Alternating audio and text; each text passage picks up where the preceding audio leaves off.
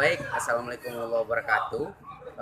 Sore hari ini kita lagi berada di salah satu kafe di Kabupaten Merangin yang berlokasi di depan kantor DPRD Merangin.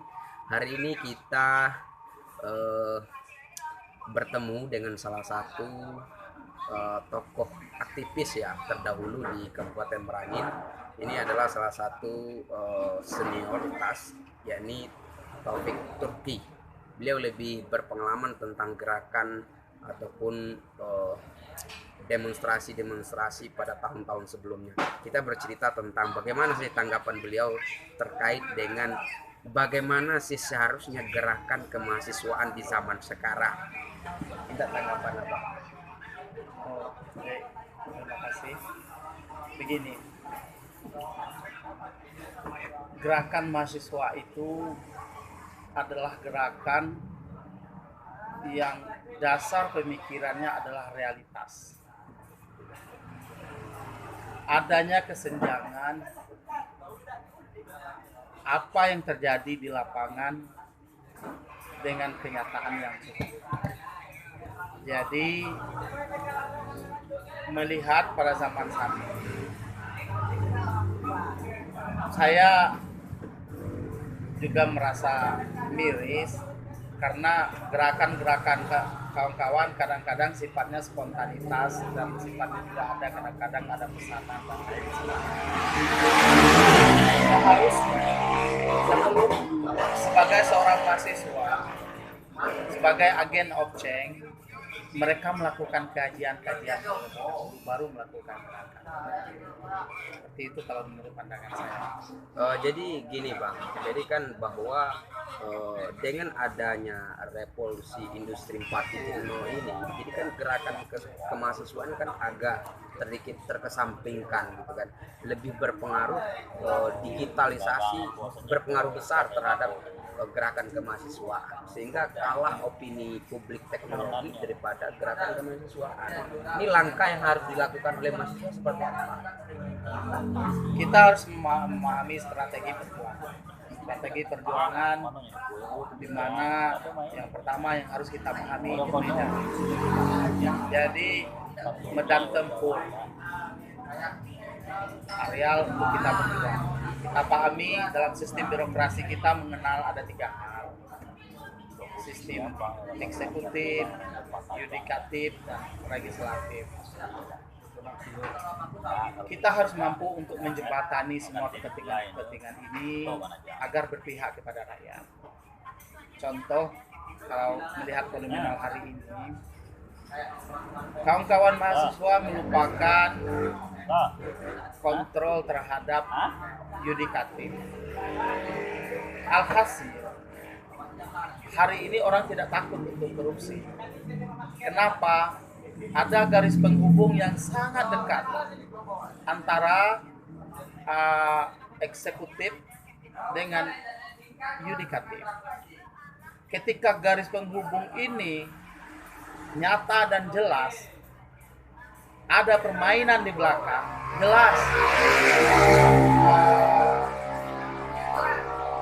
pihak-pihak eksekutif merasa jumawa karena merasa dekat dengan aparat penegak hukum. Seharusnya kalau kawan-kawan mahasiswa jeli dan melihat ini semuanya, harus bisa memutus rantai antara eksekutif, legislatif, dan yudikatif. Ketika eksekutif dan legislatif ini tidak punya hubungan dengan yudikatif atau garisnya terputus, maka permainan di sini sulit akan terjadi. Hari ini memang banyak, tapi aksesnya terbuka lebar. Jadi kemungkinan orang untuk bermain dan bertindak curang itu terbuka lebar. Dan juga ini bang, bagaimana pandangan abang ini terkait dengan beberapa undang-undang ITE yang sangat melarang keras terhadap kritikan yang nantinya bakal berdampak kepada pencemaran nama baik dan lain sebagainya. sehingga ruang gerak kritis di publik itu kan terhalang. Seakan-akan bahwa setiap yang namanya kritis hari ini dilakukan oleh pejabat itu pencemaran nama baik. Ini bagaimana tanggapan Abang? Dahulu kan tidak terjadi nih pada tahun 2000-an, tahun 2010, 2008 ini kan nggak ada ini seperti ini. Ini gimana pandangan? Undang-undang ITE ya. Ya, Terkait undang-undang ITE ini begini. Kita harus pahami yang pertama apa itu pencemaran nama baik dan apa yang dikatakan pelanggaran hukum, tindak pidana dan lain sebagainya. Jika kawan-kawan benar-benar mengusut permasalahan-permasalahan yang memang menurut kawan itu memang benar, artinya konteks kebenaran menurut hukum itu minimal kita harus mempunyai alat-alat bukti. Jadi ketika kawan-kawan berjuang itu punya alat bukti, rasanya tidak mungkin itu bisa dijerat oleh undang-undang ITE. Namun hari ini kita kebablasannya ada kesopanan kita semuanya. Kadang-kadang dalam menyampaikan sebuah proses kebenaran, dalam sebuah kebenaran, maksud saya, tapi prosesnya melalui kejahatan, anarkis dan lain sebagainya. Ini tidak mungkin hal yang jahat bisa melahirkan sesuatu yang baik. Kebaikan hanya bisa dilahirkan dari sebuah kebaikan. Kalau kejahatan mustahil bisa melahirkan sebuah proses kebaikan.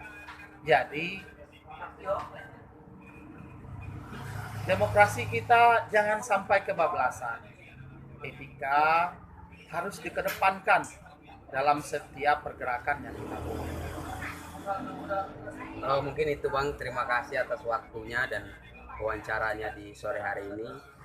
Kami dari tim penggiat Tabir Merangin Jaya mengucapkan sukses selalu Bang. Ya, terima kasih. Wah.